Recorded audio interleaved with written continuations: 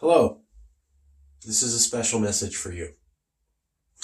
My name is Marcus Ruiz Evans, and I am president of Yes, California, the CalExit campaign. I've been president since 2017. That's not often acknowledged in the media. In fact, while the LA Times and Fox News both acknowledge that I was president, many other publications won't do that. In fact, recently we saw an editorial from the Sacramento Bee editorial board where they acted like Ruiz Marinelli, the previous president, was still the active president. They also couldn't get my name right or list me as president of Yes, California. And that's the point. 2 weeks ago, I heard from people in the CalExit movement that people thought that I was a puppet of Ruiz Marinelli. Basically, that he was telling me what to do. And that without Ruiz's influence, I wouldn't have ever thought about reaching out to Russia or reaching out to the people of Iran. Today, I would like to dispel those notions. Simply put, here are the facts. I wrote the book in 2012 called California's Next Century 2.0. That was the first book ever to talk about how California could act like a nation. It talks about Russia, and it talks about the role of superpowers and the United Nations. In 2013, Tom Elias was the first reporter to ever talk about the idea of California being a nation. He was referring to my book. Additionally, when I had the book published in 2012, James O. Goldsboro, who wrote the only article on California needing to have a foreign policy for Foreign Affairs magazine, said that my book, California's Next Century, was interesting. Additionally, in 2012, January, I provided an interview with Joseph Huddleston of Seton Hall University, a professor of international affairs and diplomacy, and Ryan Griffiths of Syracuse University, a professor of political science. And what I asked both of them was to talk about how do you get international recognition. In December 2019, I talked about Professor Bridget Coggins and her book, which is the definitive text of any scholar here on how to get international recognition. I was the person who pointed out that Professor Coggins said that California could survive as a nation and that was significant since she was probably the best scholar on the topic of international recognition. So my question to you is,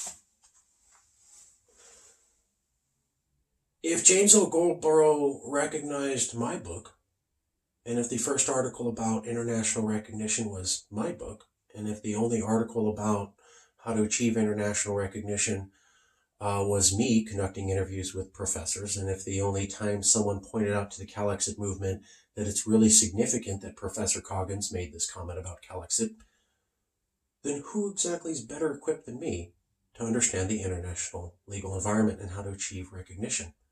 Frankly put, I want to tell you something I've been telling everybody, but nobody wanted to hear.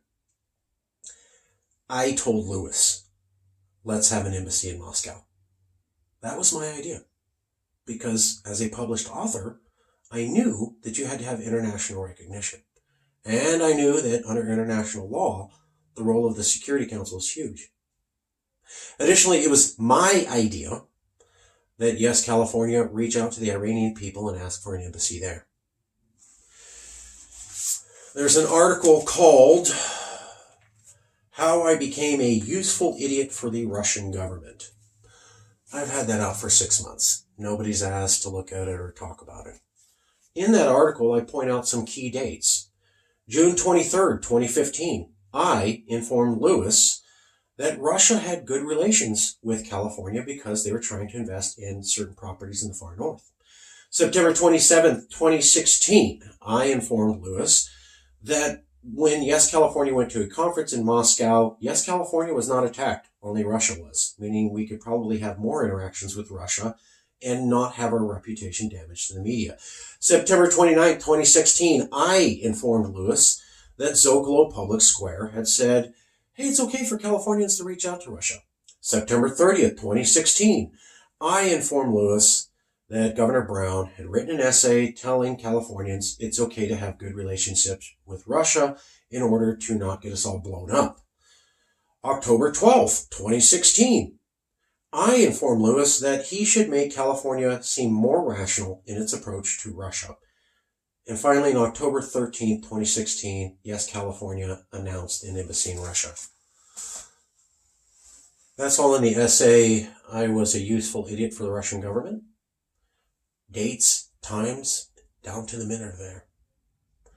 I wrote the book about California being an independent nation. The first articles talking about that were about my book.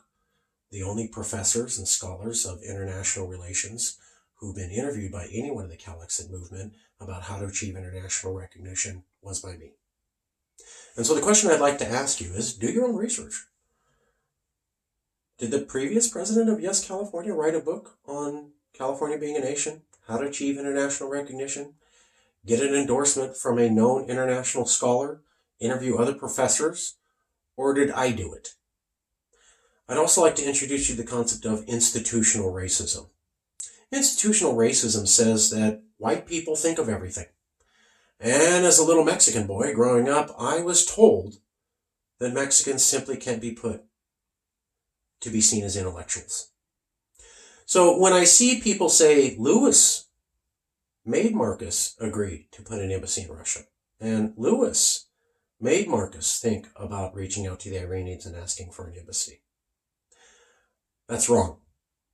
There's no evidence to support the one that he's in fact the one that understood international policy and its role. And there's tons of evidence to suggest that I, the Latino, did. I'd like a little bit of credit.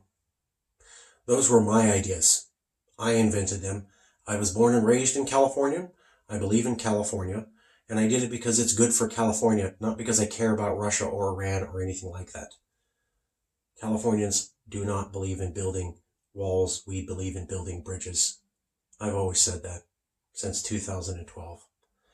And when I see people in the movement in Calex that say that I'm the puppet of Lewis, and when I see the Sacramento editorial bee say we can't be certain who's behind the trend when they're talking about a video that I did, and when I see Malware Tech on the same day say, on the topic of disinformation, I don't even know what is going on, when they're referring to a video that I did, it begins to tell me that why are all these white people saying anybody but the Latino guy could have figured out international foreign policy and directed the attention of the planet to work on that? Institutional racism. My name is Marcus Ruiz Evans. I started this whole thing. I'm the first person talking about it, and I am the person with documentation for the last 6 months in email showing that I was the primary voice from 2014 through 2017 talking about this. Get your facts straight and stop being a racist.